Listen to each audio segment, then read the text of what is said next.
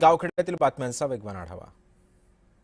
विलास गुले हत्या प्रकरणानंतर आता बंधू रमेश गुले यांनी एसआयटीला पत्र दिलंय। माझ्या विरोधामध्ये खोटे गुन्हे दाखल करण्याचं षडयंत्र रचलं जात आहे असंही गुले म्हणतात।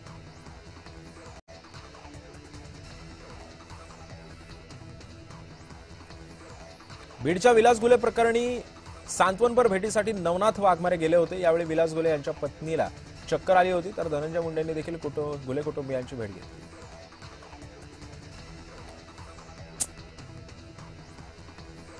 खासदार संजय दिना पाटील यांच्यावरती गुन्हा दाखल करण्याची मागणी भंडाऱ्यातल्या पत्रकारांनी केली। संजय पाटील यांनी पत्रकारांना दिलेल्या वागणुकीचा काळा फिती बांधून पत्रकारांनी निषेध व्यक्त केला।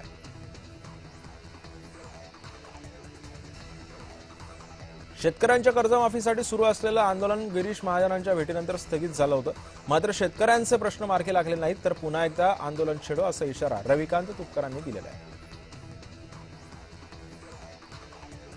आळंदीमध्ये सुनेत्रा पवारांनी ज्ञानेश्वर माऊलींच्या संजीवनी समाधीचं दर्शन घेतलं। उपमुख्यमंत्री झाल्यानंतर सुनेत्रा पवारांनी पहिल्यांदाच माऊलींच्या समाधीचं दर्शन घेतलंय।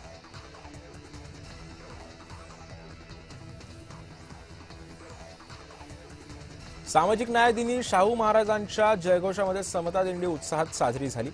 सोहळ्यात जिल्हा प्रशासन आणि सहाय्यक आयुक्त सुद्धा उपस्थित होते। रत्नागिरी जिल्ह्यातील लोटे एमआयडीसीवरती सध्या पाणी टंचाईचं गंभीर संकट आहे। मुबलक पावसाअभावी कारखान्यांचं उत्पादन गेल्या 10 दिवसांपासून ठप्प असून उद्योगांचं आर्थिक नुकसान होत आहे।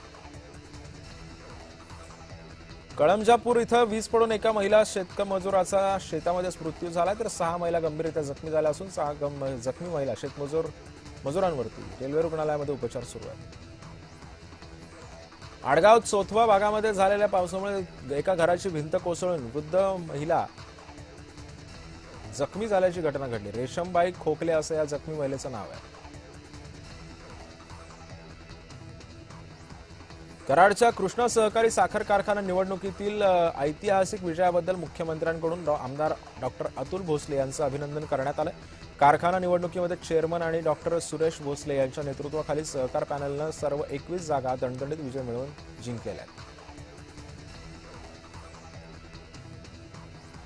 रत्नागिरी जिल्ह्यामध्ये काजू लागवडीला मोठी चालना देणाऱ्या केंद्र सरकारच्या मागेल त्याला काजू कलमे या महत्वाकांक्षी योजनेचा शुभारंभ झाला। नारायण राणे यांच्या हस्ते भाटे येथील प्रादेशिक नारळ संशोधन केंद्रामध्ये शेतकऱ्यांना काजू कलमांचं वितरण करण्यात आलं। किल्ला रायगडावरती शनिवारी तिथीनुसार शिवराज्याभिषेक सोहळा संपन्न झाला। यावेळी उपमुख्यमंत्री एकनाथ शिंदे यांच्या प्रमुख उपस्थितीमध्ये शिवराज्याभिषेक सोहळा पार पडणार आहे।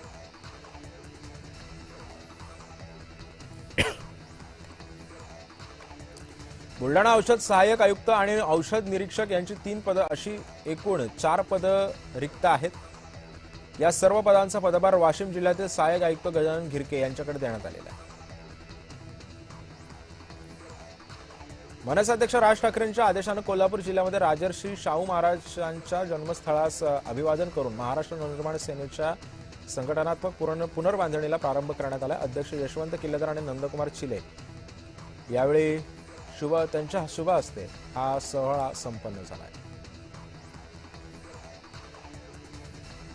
राजर्षी छत्रपती शाहू महाराजांची 152वी जयंती आहे। या निमित्तानं राधानगरीमध्ये कार्यक्रमांचं आयोजन करण्यात आलं होतं। राजर्षी छत्रपती शाहू महाराजांचे विचार हे नुसते भाषणातून बोलून न दाखवता कृतीतून दाखवण्याचा निर्धार समर्थित घाटके यांनी घेतलेला आहे।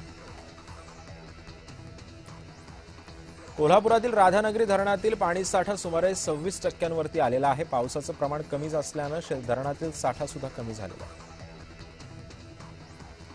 शिवसेनेचे खासदार संजय दिना पाटील यांनी केलेलं वक्तव्य अत्यंत चुकीचं असल्याचं पंढरपूर करमाळा तालुक्यातील पत्रकारांच्या वतीनं यावेळी निषेध करण्यात आला। यावेळी संजय पाटलांचा राजीनामा घेऊन त्यांच्यावरती कठोर कारवाई करावी अशी मागणी पत्रकारांनी केली आहे।